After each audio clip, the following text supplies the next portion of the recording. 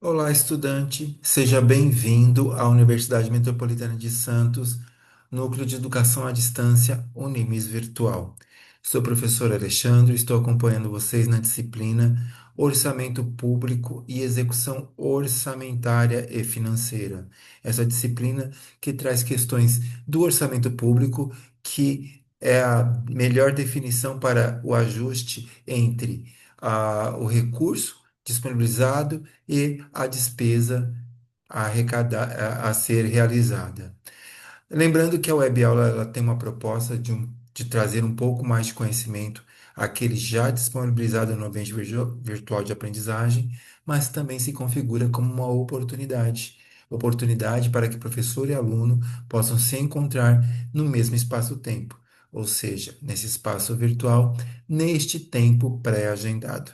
Contudo, é de pleno conhecimento da universidade de todos que na modalidade de educação à distância o aluno ele tem a autogestão do seu conhecimento e, como tal, ele pode definir o melhor espaço, o melhor tempo para o seu processo de aprendizagem. Nesse sentido, nós estamos gravando essa web aula e ela será disponibilizada no ambiente virtual de aprendizagem. Você poderá assisti-la quantas vezes quiser e puder, e em caso de dúvidas, vocês poderão me encaminhar via caixa de atendimento ou caixa de mensagem. Geralmente é aquele balãozinho que fica ao lado da foto do professor, ok? Eu busco responder o mais breve possível. Então, na nossa proposta de aula de hoje, nós vamos compreender, né, o nosso objetivo é compreender como as políticas públicas servem para orientar as prioridades da lei orçamentária anual. Fato que a lei orçamentária, essa lei que estima a receita e fixa a despesa para um exercício financeiro que coincide com o exercício do ano civil, ou seja, se inicia no dia 1º de janeiro e finaliza no dia 31 de dezembro, ela é uma peça de planejamento fomentada pela Constituição Federal de 1988. A Constituição Federal de 1988 ela foi inovadora, posto que ela trouxe a matéria planejamento e orçamento como elos de uma mesma ligação, criando ali as peças de planejamento orçamentário, ou seja, o plano plurianual, que é aquela peça macro, que tem uma vigência de 4 anos. Ela pega os 3 últimos anos de uma gestão e o primeiro ano da gestão subsequente, visando que não haja quebra das ações ali propostas. A Lei de Diretrizes Orçamentárias, ou LDO, que tem o anexo de metas e riscos fiscais e também tem uma função de nortear a elaboração da lei orçamentária anual, que é a lei que autoriza, né, a execução da despesa que é prevista e da receita prevista e da despesa fixada, que na administração pública nós chamamos de regime misto de contabilidade, ou seja, a receita ela é reconhecida quando da sua arrecadação, no momento em que ela é arrecadada, no momento em que ela entra nos cofres públicos, já a despesa ela é reconhecida contabilmente a partir do momento da sua autorização. Primeira fase da despesa, que é o empenho, ou seja, empenho é autorização para gastos. Então, a lei orçamentária anual, ela se configura no orçamento público, que é um planejamento que indica quanto você pode e onde você deve gastar o dinheiro público no período de um ano, com base no valor total arrecadado dos impostos. Toda a receita que entra nos cofres públicos é uma receita que advém de tributos, né? É uma receita tributária. Tributo é gênero dividido em espécies tributárias. E quais são as espécies tributárias? Impostos, taxas, contribuições de melhoria. Em suma, a Lei Orçamentária Anual, ou LOA, é uma lei elaborada pelo Poder Executivo que estabelece as despesas e as receitas que serão realizadas no próximo ano. Então, a construção da LOA se dá num exercício para sua execução no exercício seguinte. Tá? A Constituição determina que o orçamento deve ser votado e aprovado até o final de cada ano, por mais que a construção seja privativa do poder executivo, a lei orçamentária ela é aprovada pelo poder legislativo. Então, ela vai ao poder legislativo na forma de proposta de lei orçamentária e este faz análise, promove melhorias ao possíveis correções e devolve ao executivo para sua execução na forma de lei. As peças de planejamento orçamentário, então, né, tem grande importância, pois o planejamento orçamentário é regulado por um conjunto de normas e leis, portarias e normativas dos órgãos de controle, né, ou seja, a própria sociedade, os tribunais de conta, o Ministério Público, o Legislativo, são órgãos de controle que além da dimensão formal das técnicas de orçamentação, essas peças propõem que a dimensão política oriente a direção das escolhas de políticas públicas e os objetivos de suas ações. É o que nós chamamos de planejamento. As três peças orçamentárias são baseadas no conceito de orçamento-programa, ou seja, é aquele orçamento onde você não só se preocupa em que gastar, mas a eficiência desse gasto. Tal método conseguiria materializar três funções básicas dos orçamentos: planejamento, gestão e controle. Então, as peças de planejamento são o PPA, ou Plano Plurianual, a Lei de Diretriz Orçamentária e a LOA, que se configura no orçamento público. Plano plurianual tem uma programação para o período de 4 anos, como eu disse, ele pega os 3 últimos anos de uma gestão e o primeiro ano da gestão seguinte, visando que as ações deem continuidade.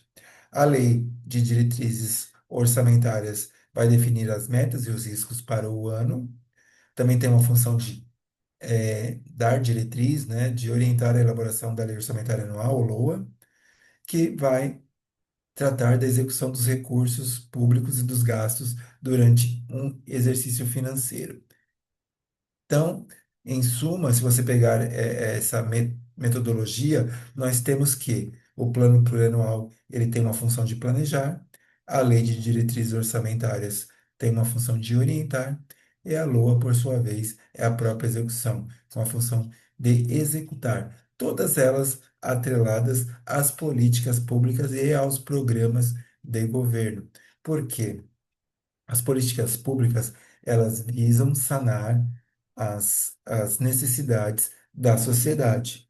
Se o dinheiro que entra na administração pública, ele decorre de receita tributária, ou seja, da receita que o povo paga, né, para o governo, para que este possa devolvê-la na forma de serviços, nada mais justo que as políticas públicas possam atender às necessidades deste povo, desta sociedade. E o que que seria uma política pública?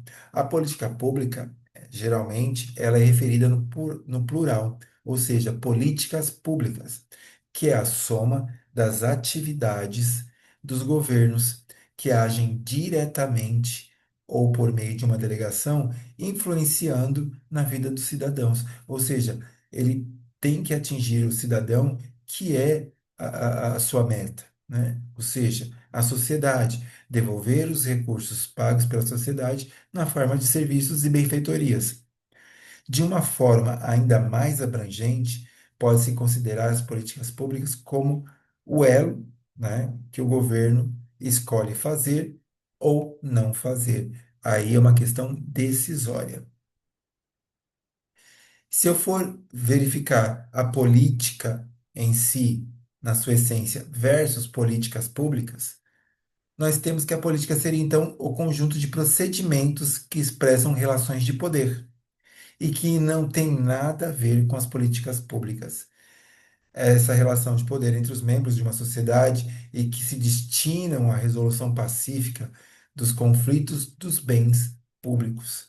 Já, por sua vez, as políticas públicas, ou policies, do seu termo em inglês, seriam o resultado da própria atividade política, na alocação dos recursos e na provisão de bens e serviços públicos. Então, as políticas públicas estão voltadas não somente, né, pelo próprio ato político, ou seja, o poder de decidir. Ela deriva desse poder de decidir aquilo em fazer ou deixar de fazer. E ela está mais voltada para a alocação dos recursos e bens públicos. Então, isso é o que diferencia a atividade política das políticas públicas. Enquanto um é o poder de decidir, o outro é a alocação de recursos em prol da sociedade.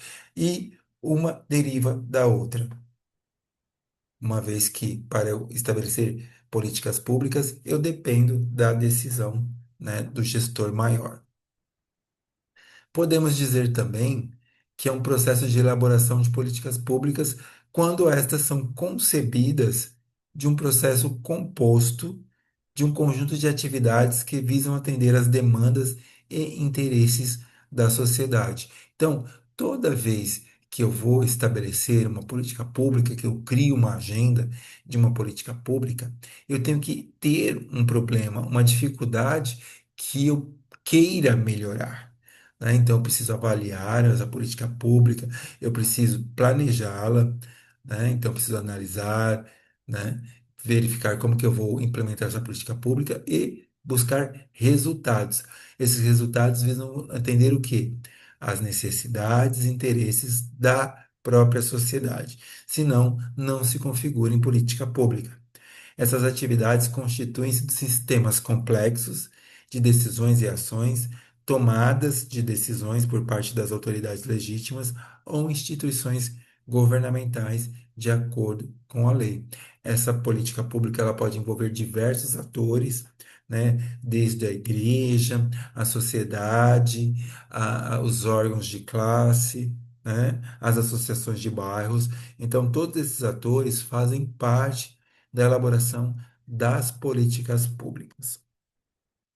As prioridades de elaboração de políticas públicas, elas seguem alguns direitos, né? Então, no Brasil, como essa é uma nação em construção social ainda, as prioridades de atuação do Estado devem seguir o seguinte direitos, o seguinte rito.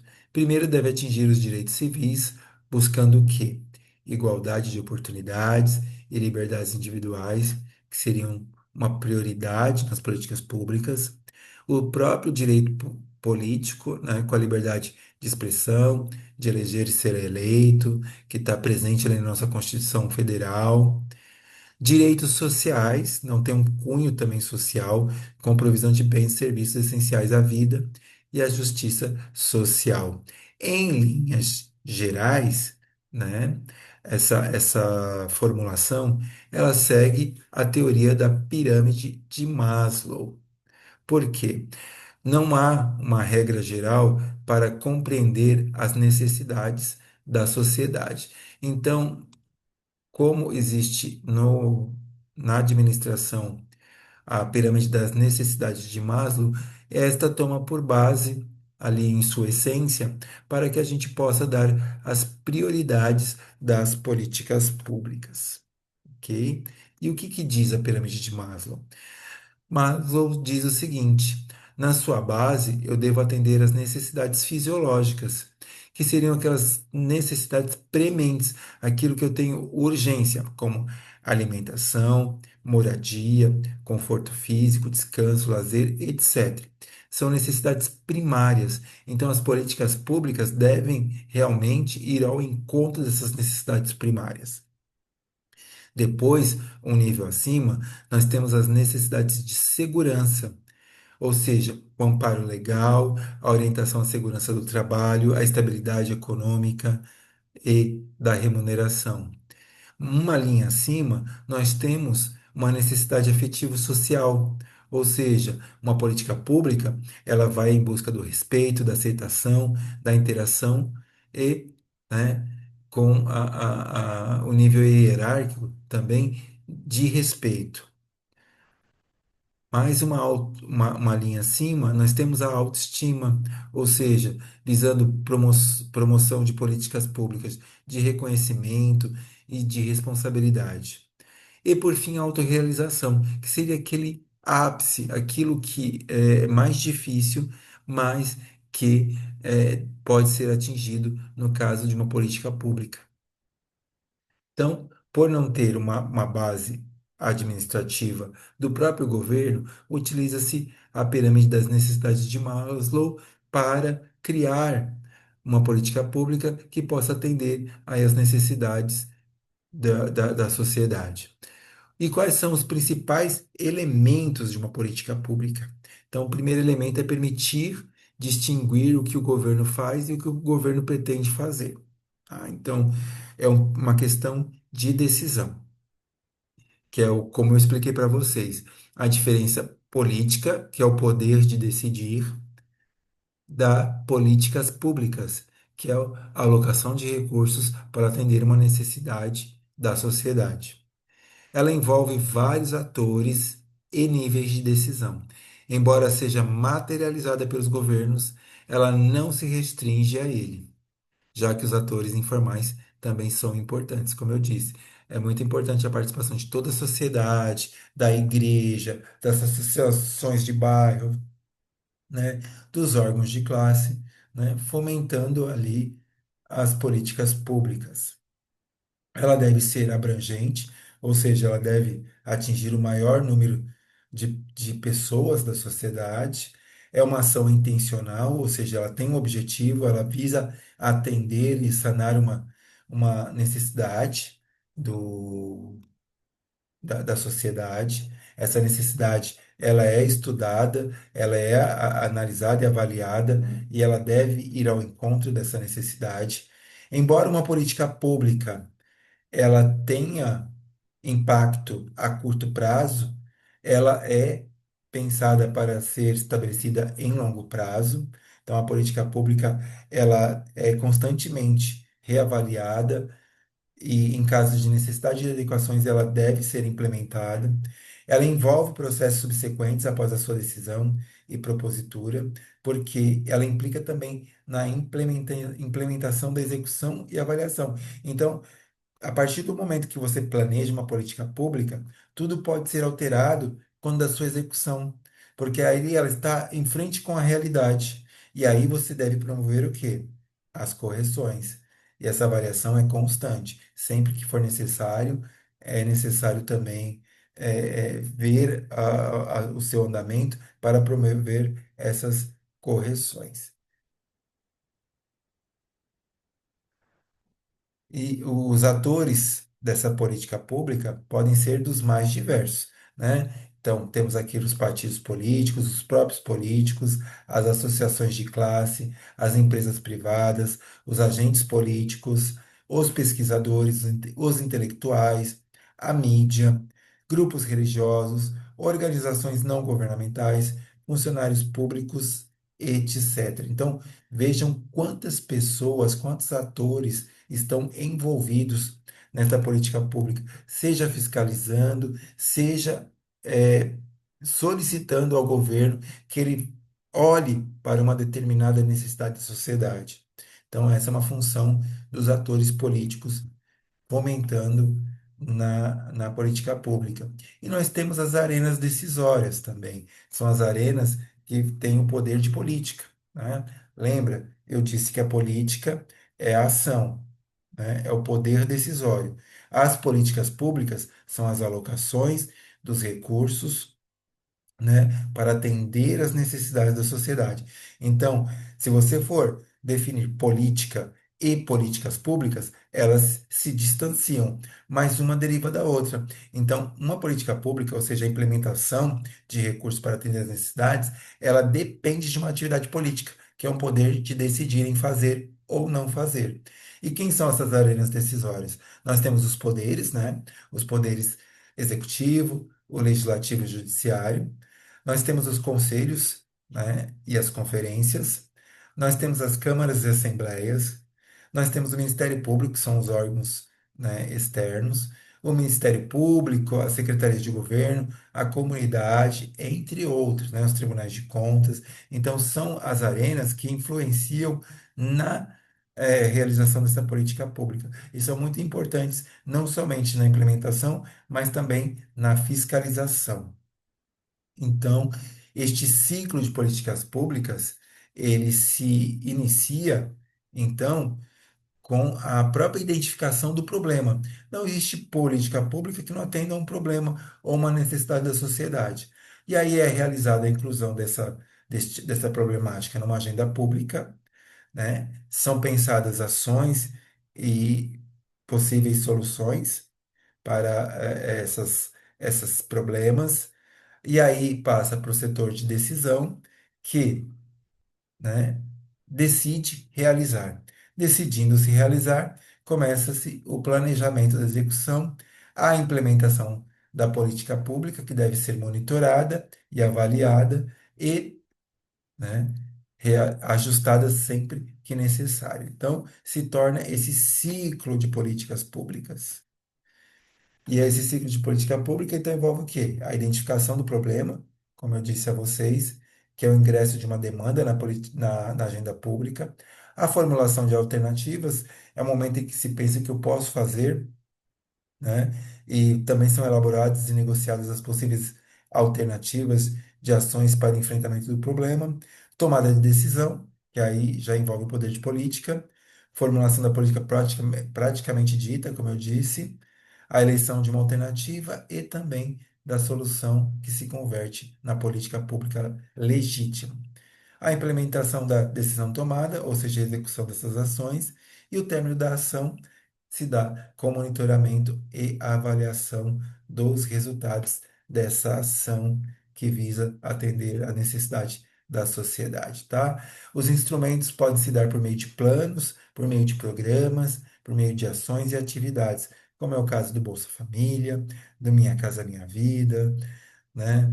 E também de certos setores, como a Previdência Social, Conselho Municipal de Saúde, e as audiências públicas são instrumentos de fiscalização, ok? E chegamos ao final da nossa web aula de hoje. Quero agradecer aos alunos que puderam estar aqui comigo, disponibilizar um pouquinho do seu tempo para estar aqui na nossa web. Um grande voto de gratidão a vocês. Esta web aula ela foi gravada, ela será disponibilizada no ambiente virtual de aprendizagem. Vocês poderão assistir, revê-la quantas vezes quiserem e puderem. E em caso de dúvidas, me encaminhe via caixa de atendimento ou caixa de mensagem, ok? Eu busco responder o mais breve possível. Por hora, um grande abraço, fiquem com Deus e até uma próxima.